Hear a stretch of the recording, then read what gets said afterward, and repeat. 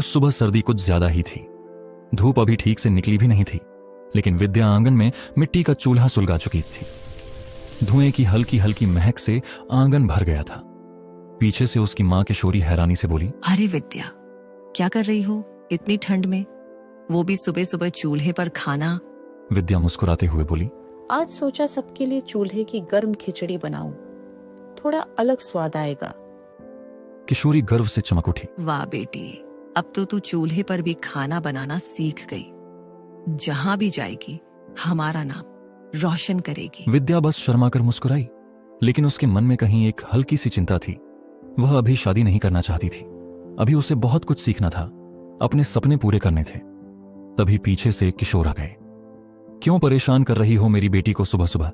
मेरी विद्या पहले पढ़ाई पूरी करेगी, शादी विवाह बाद में। किशोर हमेशा से विद्या की पढ़ाई को प्राथमिकता देते थे। वो चाहते थे कि उसकी जिंदगी सुरक्षित और खुशहाल हो, लेकिन जीवन हमेशा उसी दिशा में नहीं चलता जैसा इंसान सोचता है। कुछ महीनों बाद किशोर के दफ्तर से एक चिट्ठी आई। उसमें लिखा था कि कंपनी का कारोबार तेजी से घाटे में जा रहा है और आने वाले समय में कई लोगों की नौकरी जा सकती है। उस पत्र ने किशोर की रातों की नींद छीन ली। उन्होंने चिंता में डूबते हुए सोचा, अगर नौकरी चली गई तो घर कैसे चलेगा, विद्या की पढ़ाई, उसका भविष्य। इसी बीच एक दिन विद्या के लिए रिश्ता आया। लड़के का नाम आकाश था, एक शांत, जिम्मेदार और मध्यम परिवार का बेटा। आकाश की मां कमला, पिता राजेश, बहन प्रिया और भांजा गोलू थे। किशोर की आर्थिक स्थिति कमजोर पड़ने लगी थी और वो डरते थे कि आगे चलकर कहीं विद्या की शादी किसी बहुत ही साधारण या कठिन परिस्थितियों वाले घर में न करनी पड़े। जब किशोरी ने विद्या से पूछा, बेटी क्या तुझे यह रिश्ता मंजूर है? विद्या ने कुछ पल चुप रहकर कहा, माँ, मैं आपके हर फैसले के साथ हूँ। अगर आपको लगता है कि ये रिश्ता सही है तो मुझे मंजूर है। उसने अपने माता पिता को देखकर तय किया कि उनके लिए यह समय सबसे मुश्किल है और वह उन्हें किसी भी तरह का तनाव नहीं देना चाहती। कुछ ही दिनों में तैयारियां शुरू हो गईं। छोटे घर में मेहमानों की चहल पहल, ढोलक की थाप और हल्दी की महक हर ओर फैल गई। आखिर वो दिन आ ही गया जब विद्या लाल जोड़े में दुल्हन बनी चमक रही थी। उसके चेहरे पर हल्की घबराहट और मीठी मुस्कान थी। शाम को धूमधाम से विद्या और आकाश की शादी हो गई। सबने नए जोड़े को दुआएं दी, हमेशा खुश रहो, भगवान तुम्हें संसार की सारी खुशियां दे। विदाई का समय आया तो विद्या ने अपने आंसुओं को मुश्किल से रोका।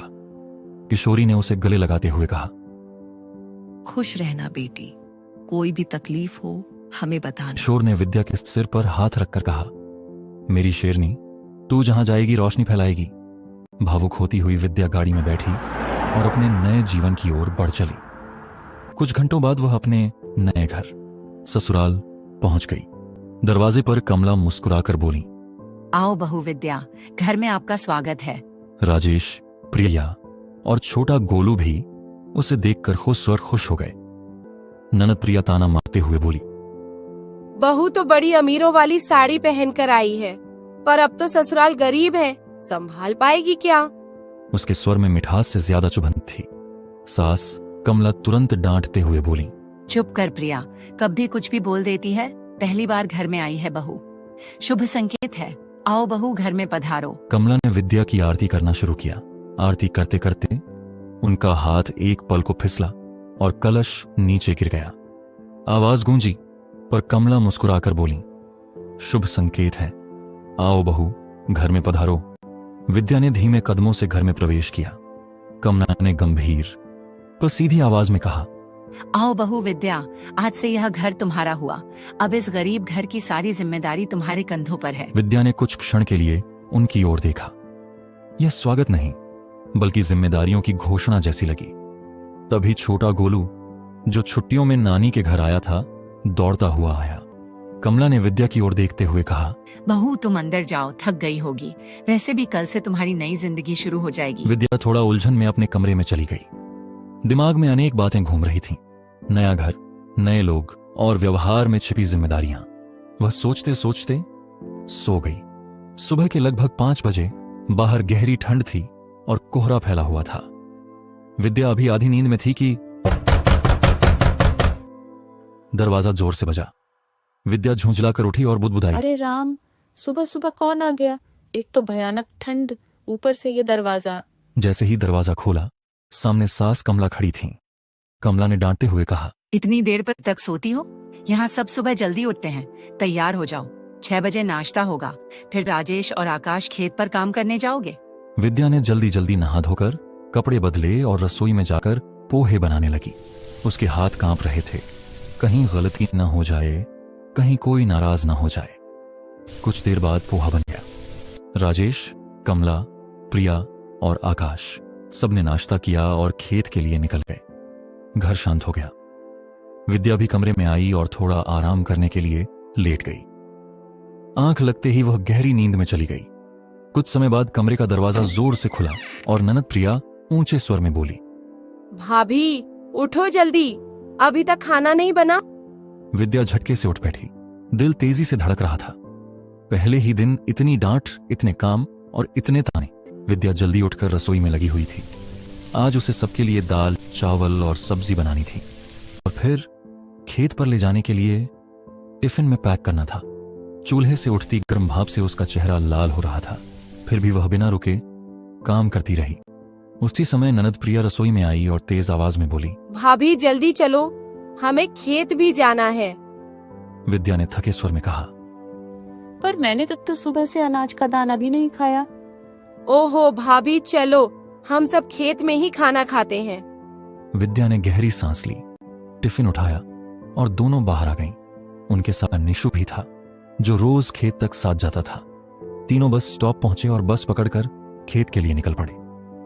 जैसे ही तीनों खेत पहुंचे, सास कमला दूर से ही गुस्से में बोली, इतनी देर क्यों लगा दी? कहीं भाभी सो गई थी इसलिए देर हो गई? उनकी आवाज में ताना भी था और कटाक्ष भी। विद्या कुछ कहना चाहती थी, लेकिन झिझक के कारण चुप रह गई। ससुर राजेश ने माहौल शांत करने की कोशिश की। चलो अब सब खाना खा लो, बहुत हो गई बहस। सब लोग खेत के किनारे पर बैठकर हवा में उड़ते पत्तों के बीच भोजन करने लगे। तेज ठंडी हवा के थपेड़े सीधे विद्या के चेहरे पर पड़ रहे थे। उसके हाथ कांप रहे थे। विद्या सहन न कर पाई और धीरे से बोली, माँ जी, आप लोग कैसे खा रहे हो? कितनी ठंड है, मेरी तो भूख ही मर गई। पर किसी ने उसकी बात पर ध्यान नहीं दिया। सब अपनी अपनी प्लेट में लगे रहे। विद्या को बहुत बुरा लगा, पर वह खामोश रही। खाना खत्म होने के बाद विद्या, प्रिया और छोटा गोलू घर वापस आने लगे। उनकी थकान चेहरे पर साफ दिख रही थी। धीरे धीरे यह रूटीन बन गया। हर दिन पकाना, खेत ले जाना, ठंड में खाना और लगातार ताने सुनना। एक दिन सुबह विद्या उठ ही नहीं पाई। पूरे शरीर में दर्द था, सिर भारी था और गला सूख रहा था। वह बिस्तर से उठकर मुश्किल से कमला के पास पहुंची और धीमी आवाज में बोली, मैं आज काम नहीं कर सकती, मेरी तबीयत ठीक नहीं है।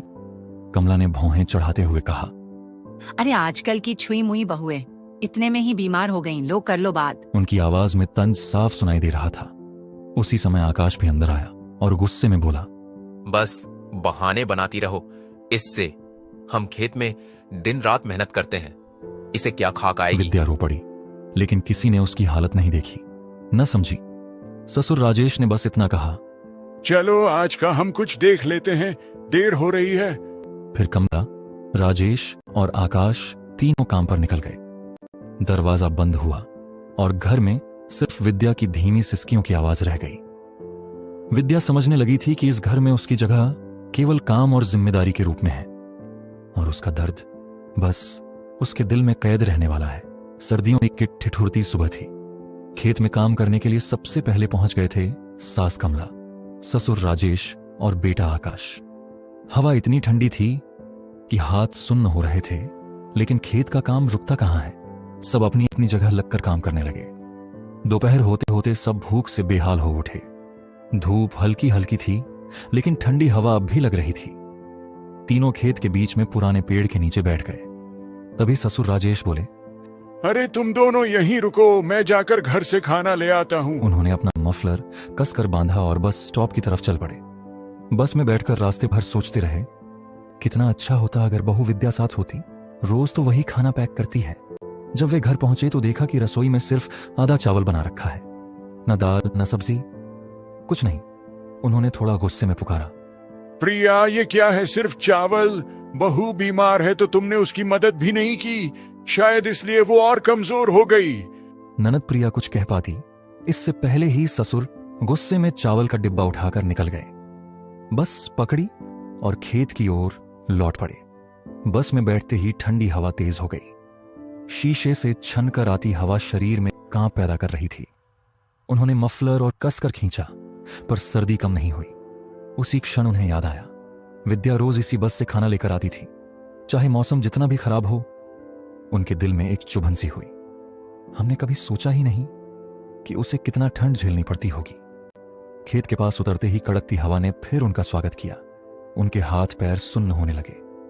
वे मन ही मन समझ चुके थे कि विद्या किस तकलीफ से रोज गुजरती थी। जैसे ही वे खेत में पहुंचे, आकाश ने चावल का डिब्बा देखते ही मुंह बनाया। बस चावल? ये क्या है पापा? और ये भी अधपके लग रहे हैं। बहुत सुन लिया। आज मैं खुद खाना लेने गया था, देखा तेरी बहन के करतूत। न ढंग से खाना बनाया, न घर का कोई काम। विद्या पर तो हम सब काम डाल देते हैं। आज बस में आया तब समझ आया कि बहू रोज कितनी तकलीफ में सफर करती है। इतनी ठंड में तो मेरा भी हाल खराब हो गया, और हम उससे उम्मीद करते थे कि वो रोज ये सब अकेले करे। सास कमला भी चुपचाप सब सुन रही थी। राजेश आगे बोले, आज से घर का नियम बदल रहा है। खाना लाने के लिए रोज कोई न कोई हम में से जाएगा। सिर्फ बहू पर बोझ नहीं डाला जाएगा, और खाने में भी सबकी मदद होगी। धीरे धीरे घर में हवा बदलने लगी। सास, ससुर और आकाश ने अपनी गलती समझ ली। प्रिया ने भी विद्या की मदद करना शुरू किया, रोज थोड़ा बहुत खाना बनाने में, घर संभालने में और खेत के काम में भी जहां तक हो सके। अब विद्या को रोज खेत नहीं जाना पड़ता था। सिर्फ कभी कभी जब जरूरत होती, परिवार ने खेत के किनारे एक छोटी कुटिया भी बनवाई, जहां ठंड में हवा कम लगती थी। अब सब वहीं बैठकर खाना खाते, बातें करते और हंसी मजाक